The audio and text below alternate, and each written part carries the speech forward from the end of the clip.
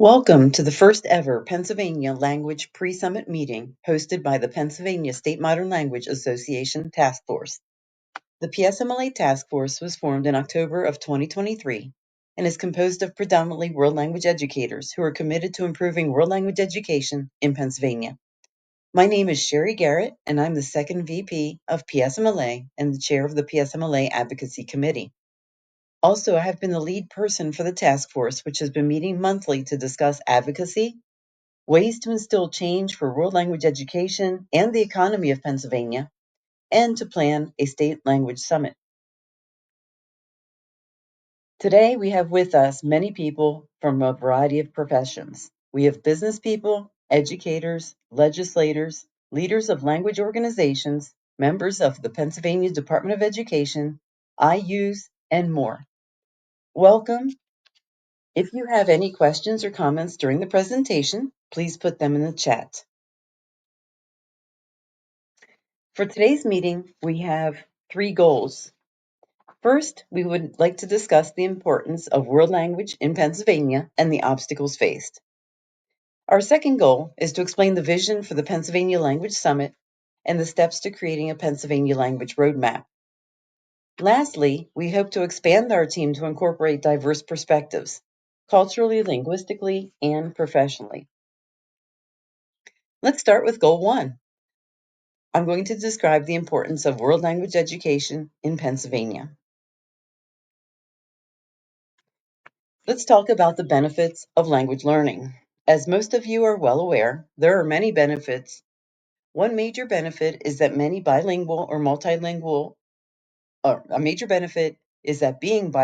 multilingual makes you more employable. And bilingual employees tend to earn more than monolingual workers. Another benefit to language learning is the impact on the brain. Studies have shown that language learning leads to improved cognition and better mental acuity, not only for young learners, but for adults as they age. And as you can see, there are numerous other benefits.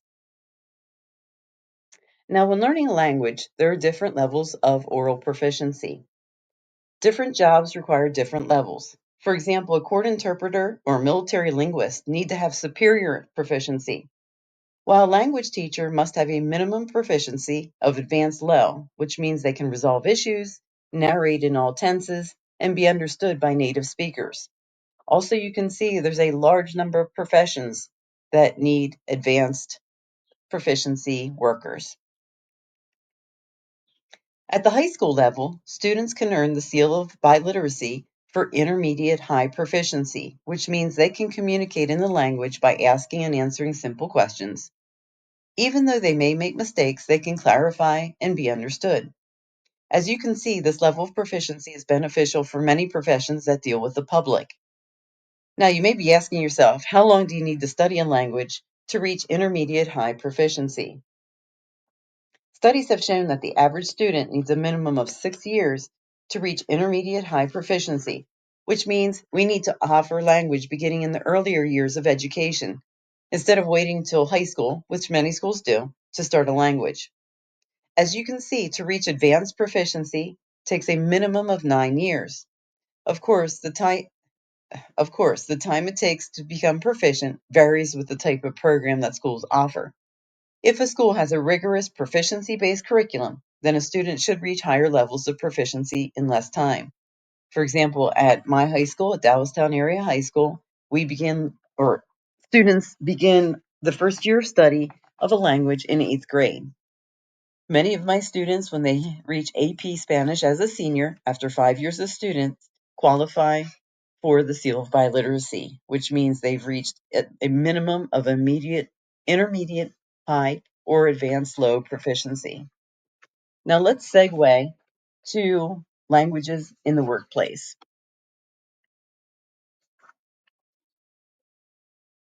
Why should employees learn a second language? Well, speaking a second language can boost your career prospects and salary by up to 35%.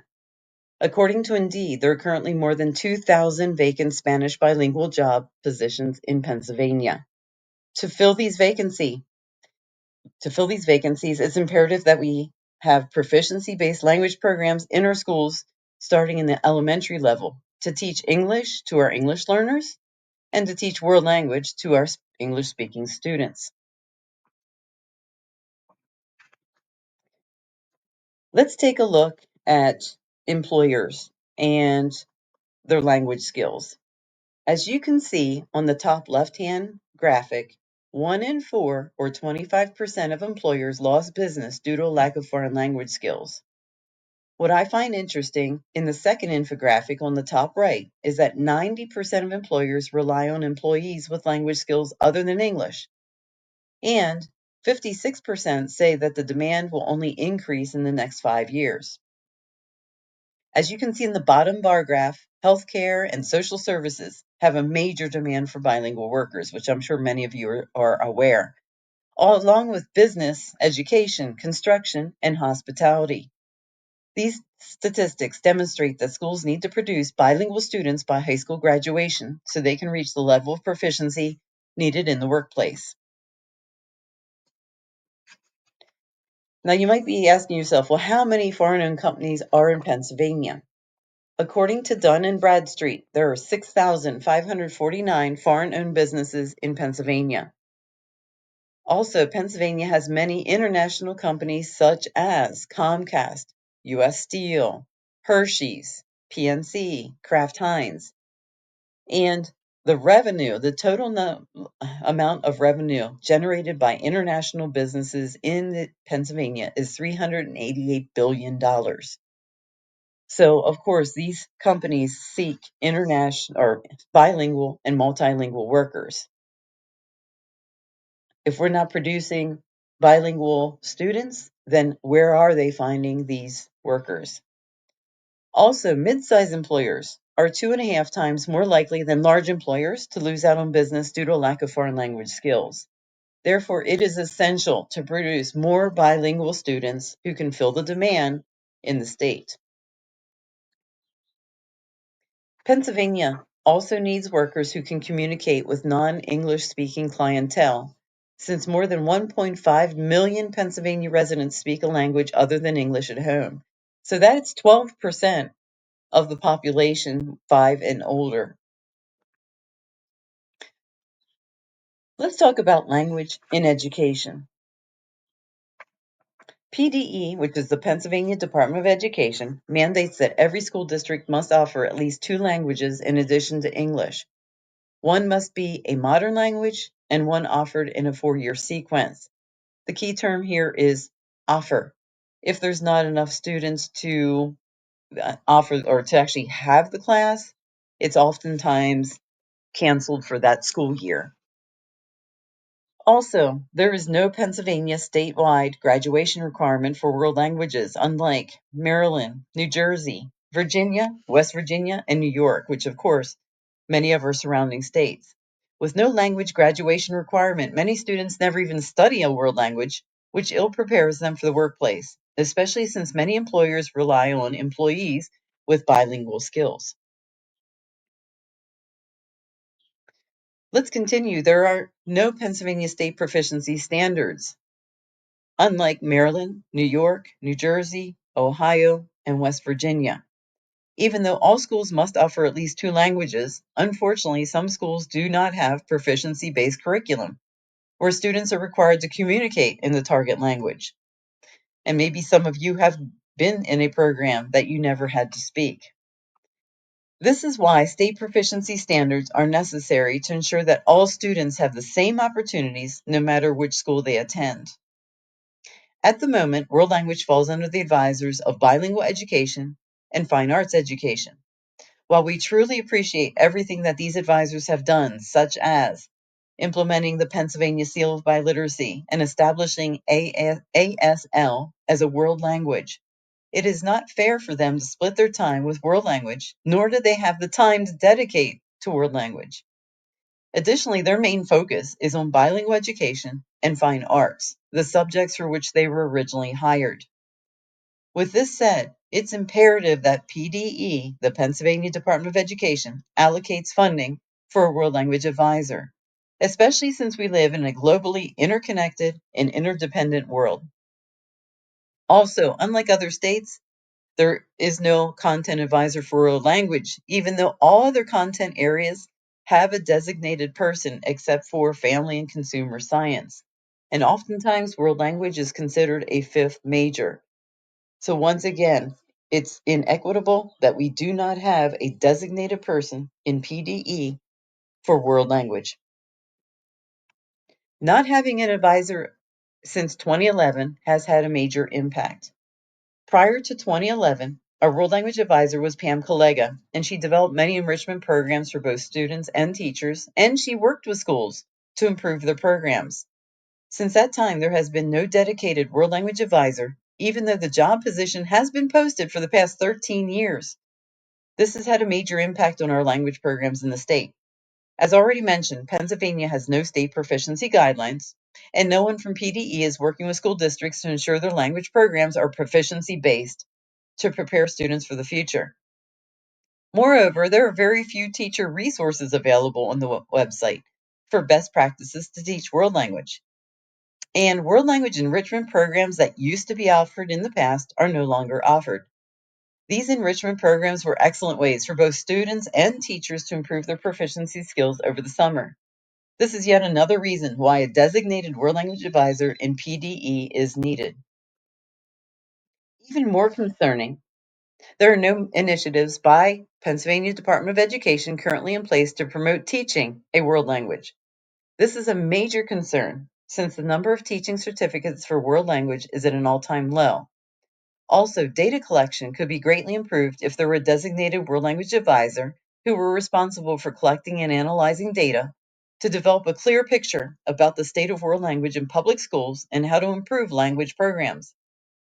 Lastly, the Pennsylvania Seal of Biliteracy, which was recognized by PDE in 2022, is currently being promoted and tracked by the Pennsylvania State Modern Language Association. In fact, I have taken it upon myself to gather and publicly post the data from Pennsylvania schools who are offering the state seal. Now, you might be asking yourself, what is this Pennsylvania Seal of Biliteracy? What it is a credential recognizing high school students who show intermediate high or advanced proficiency in English and at least one other language by high school graduation. The Pennsylvania Seal of Biliteracy is especially important for employers looking for bilingual or multilingual workers because it serves as official documentation of a student's level of proficiency, because they have to take an assessment to show their proficiency. Also, many colleges and universities across the country offer students college credit for the state seal.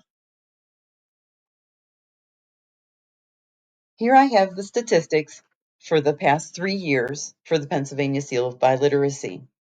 As you can see, from 2021-22 school year to 22-23 school year, the number of school districts quadrupled.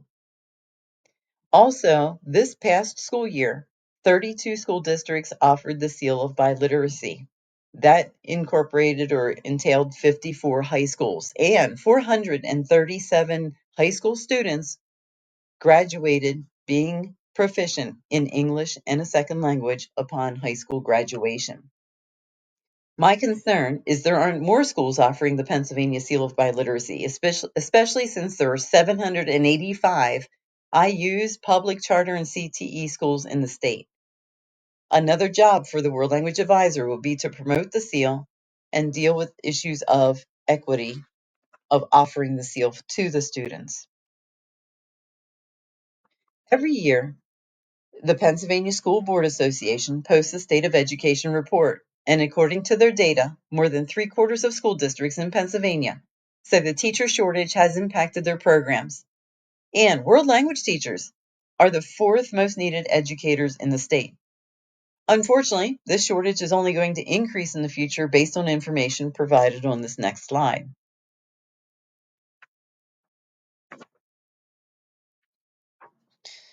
According to PDE, the number of teaching certificates issued for teaching world language has decreased 73% over the past 10 years. If schools are going to continue offering in-person world language classes, then it is essential that PDE develops programs to recruit high school students who are native speakers or students who are enrolled in proficiency-based programs to become world language educators. This would be yet another job for a world language advisor. Now let's shift our focus to ELs, which are English language learners. Pennsylvania has a large population that speaks languages other than English at home. According to PDE, more than 87,000 students representing more than 200 languages were enrolled in English as English learners in the 22-23 school year. Therefore, it is important to have quality programs for these students so they have the opportunity to become proficient in English. Just like world language programs, there are challenges for EL programs, such as inadequate funding, a lack of professional development, and ensuring equitable access to quality EL programs. Also, just like in world language, there just aren't enough EL teachers for the positions available. So many people are teaching with emergency permits, which means they're not fully certified in EL, English language or English language teaching, and oftentimes don't have the same experience and skill set as a certified EL teacher. Fortunately, there is an advisor of bilingual education in PDE, and I'm hopeful that she can resolve these issues in the future.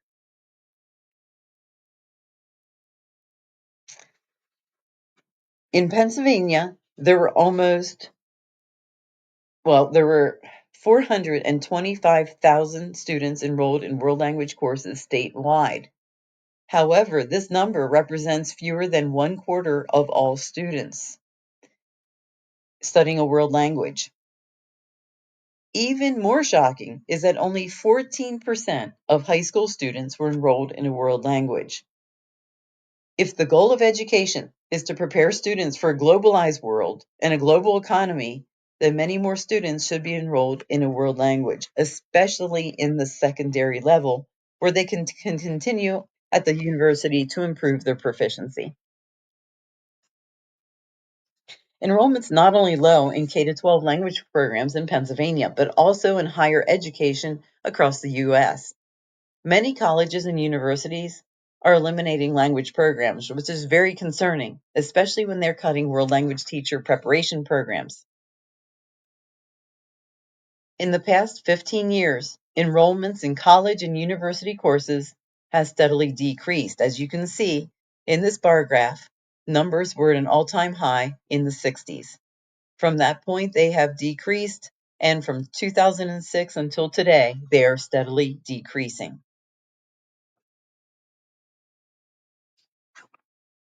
In Pennsylvania, overall enrollment in higher education has decreased. In fact, enrollment in PASHE schools, which are schools in the Pennsylvania state system of higher education, the enrollment has dropped by 30%, and community college enrollment has decreased 37%, which I found very surprising. One of the reasons for this decrease is the cost of higher education. Let's look at enrollment over time of all world language majors. As depicted in this graph, students majoring in world language at PASHE schools has steadily decreased over the past 10 years, and some have even eliminated their language programs. For example, Elizabethtown had a German program no longer. This school year, there is no French program being offered at Elizabethtown. Penn State Harrisburg can't find a German teacher, therefore no German courses will be offered for the first time ever this year. Slippery Rock has no French major as of 23-24 school year. Kutztown cut Spanish and German teacher ed programs. So where are teachers going to be trained to learn a world language and to teach it? Millersville also has eliminated their French and German programs. Also, their teacher education program for those two languages has been cut. Messiah used to have a French major, now only has a minor. They also cut their German program. So we have many programs, as you can see in this graph, that the line ends, which means the programs have been eliminated. Although enrollments in university language courses within PASHE have been consistent over the past 5 years, enrollment in undergraduate teacher education programs in world language has decreased significantly in the last 10 years, which once again, it has a major impact on the future of world language education in K-12 programs. A major concern of eliminating world language teacher education programs is that the number of emergency certifications for teaching a world language has increased. And you can see since 2011, 2012, when we were at the lowest number of emergency permits for teaching, they have now increased to the highest ever. So we have many people in the classroom who do not have the training necessary to be a teacher. Let's move on to goal number 2. I would like to explain to you the vision for the Pennsylvania Language Summit and the steps to creating a Pennsylvania language roadmap. We have 3 goals for the Pennsylvania Language Summit. First is to develop leadership and advocacy for language education, K to 16. To do this, we need to reinstate a world language advisor in PDE, and also we need to designate leaders across all levels of language education in the state.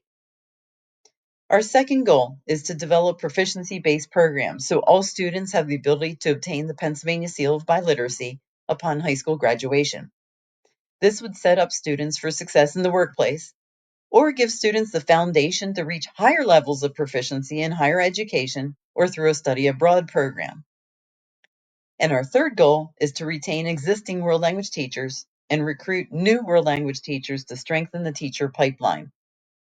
We are hoping to offer this language summit in April of 2025 at Penn State Harrisburg.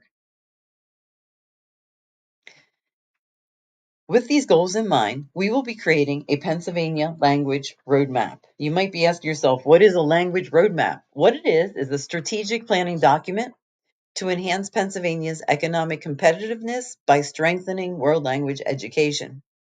Why do we need it? Basically, to meet the demands of the workforce and the communities, especially the non-English speakers. And also to pave the way to a world-ready Pennsylvania for our students of the future. What does it contain? It would contain strategic goals and core recommendations. And ideally, the World Language Advisor for the state would then use this as a guide to direct the state's initiatives for world language.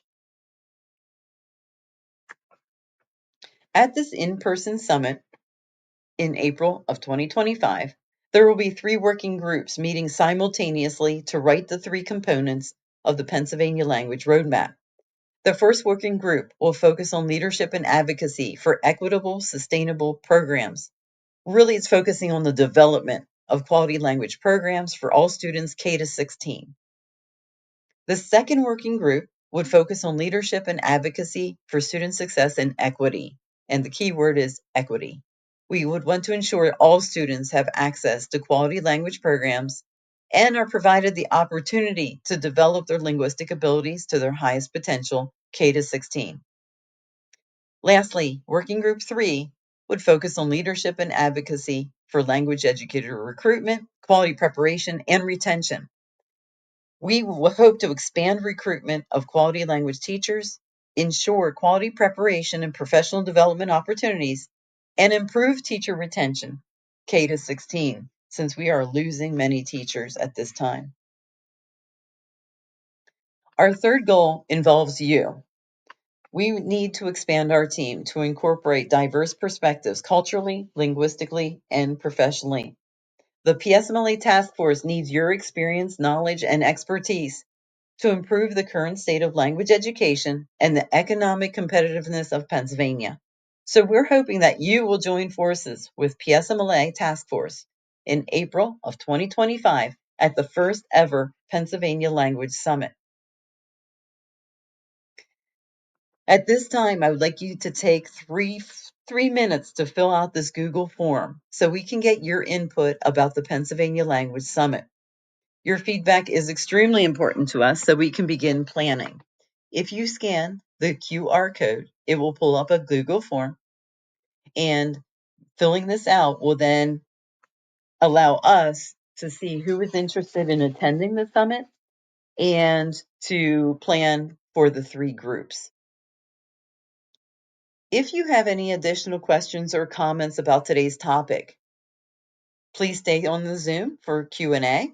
And while you are waiting, you can click on the QR code found at the left of the screen to view the questions. And also, you can type in and give us your opinions and feedback based on the questions you see on the next screen. Here are the questions from the Padlet, which is the QR code. What questions do you have about the Pennsylvania Language Summit scheduled for April 2025 at Penn State Harrisburg? We do not have an exact date yet. That will be announced once it is set. What additional concerns do you have about the state of world language in Pennsylvania? And finally, what recommendations do you have for the summit? We definitely are looking for feedback from you. So because you are not on the Zoom, I really would welcome you to leave comments on the Padlet.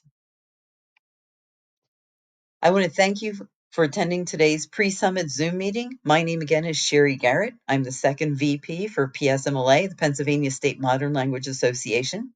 I can be reached at sherry@psmla.org.